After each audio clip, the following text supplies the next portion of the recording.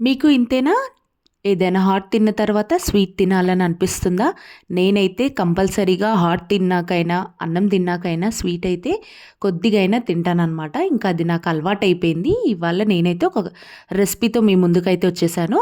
Already మీకు ఈ recipe ఏంటో అర్థమైపోయి ఉంటుంది.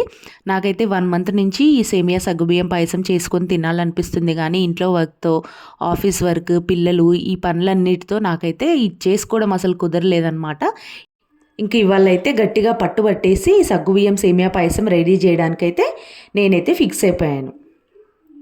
ఇంకా నా గోలను పక్కన పెడితే సగ్గుబియ్యం సేమియా పాయసం ఎలా ప్రిపేర్ చేశానో చెప్పేస్తాను, చూసేయండి. ఇంకా ఇప్పుడైతే ఫస్ట్ నేనైతే సగ్గుబియ్యం 1 అవర్ ముందు నానబెట్టుకొని పక్కన పెట్టుకున్నాను.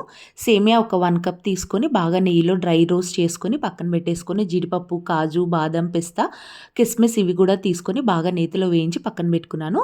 ఒక 1 లీటర్ వరకు పాలైతే యూజ్ చేస్తున్నాను. 1 లీటర్ పాలకి నేనైతే ఒక 1 కప్ వాటర్ యూజ్ చేస్తున్నాను. బాగా వాటర్ ఎక్కువ పోసుకుంటే సేమియా బాగుండదనమాట టేస్ట్.